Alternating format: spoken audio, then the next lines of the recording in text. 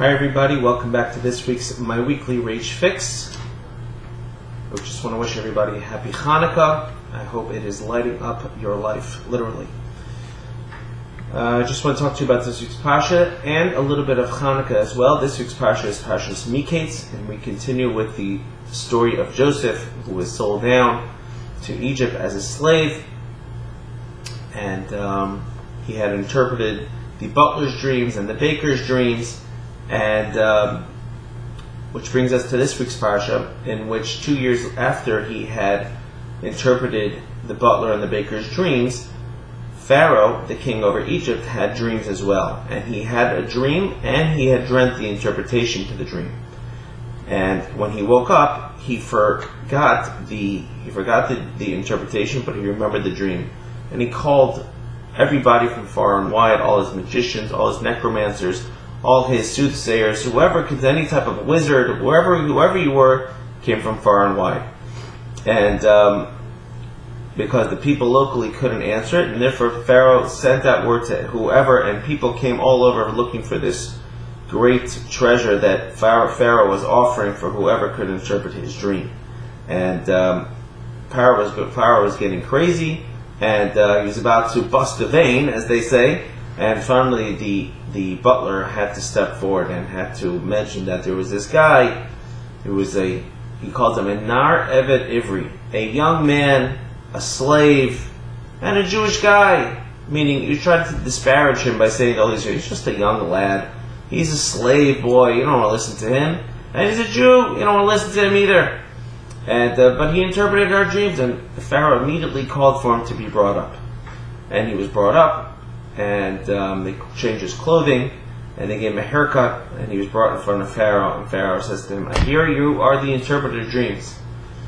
And Pharaoh's answer, Yosef's answer, is very interesting. He says, Biladai, it has nothing to do with me. I am not an interpreter of dreams. Which is a very dangerous answer for him to say, because instantly Pharaoh could have said, oh, if that's the case, next, out of here. But he didn't want to take any of the credit, but he continued on and he said that God hopefully will answer up all your questions, and he will give you peace. Tell me over the dreams. And Joseph told him over the dream every single detail, and he actually tricked him on the details. The Medrash teaches us to see if he would actually be able to, call Yosef's bluff that he didn't really know, because he changed a lot of the details.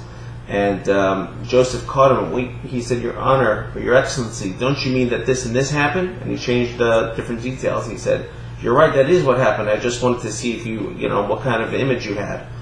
And finally, he told him over the dream. Joseph interpreted the dream, and as you all know by now, that Joseph then became the vice president over all of Egypt. One of the other things that happened to Joseph on his way down was that when he had gotten sold in the caravan, the Torah takes the time to go out of its way and tell us what happened to have been on that caravan, that there was balsam and other spices, good smelling spices. The question is, what does that have to do at all with the narrative of Joseph getting sold down? Why, parenthetically, why do we care what exactly was laden on the caravan that took Joseph down to Egypt? So what we're questioning is, what's with all the details? Sometimes the Torah gives us details, sometimes it doesn't give us details. And this was coming to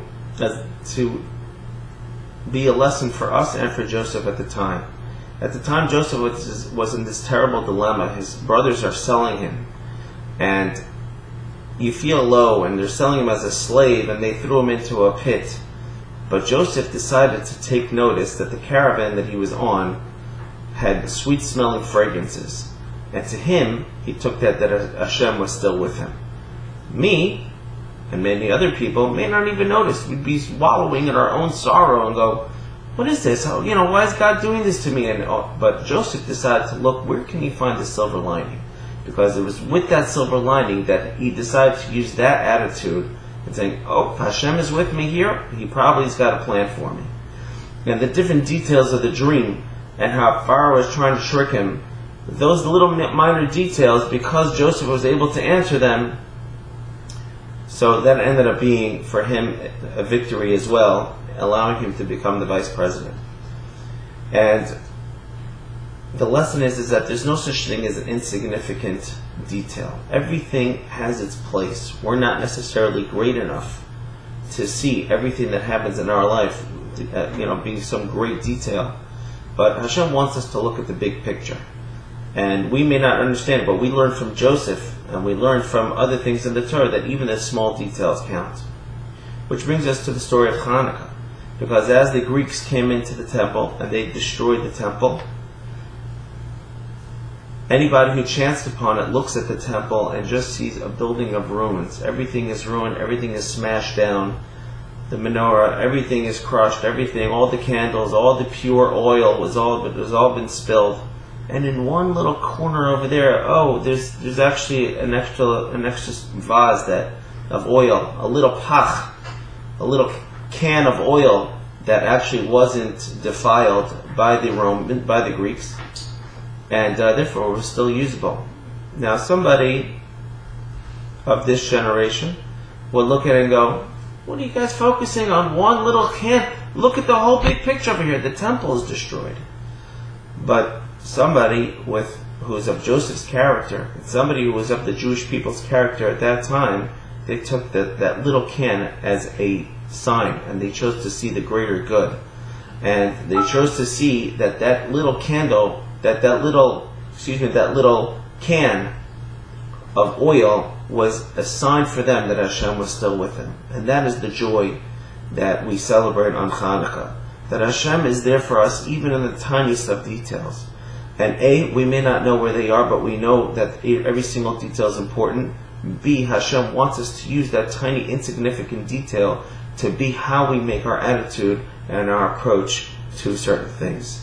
So sometimes things are kind of tough, things are dark, we're in dark times, but let that tiny little candle that you burn on Chanukah, it's not nearly as big as all the lights on Broadway. 6th and Broadway, you go there, everything is lit up, but it's still darkness.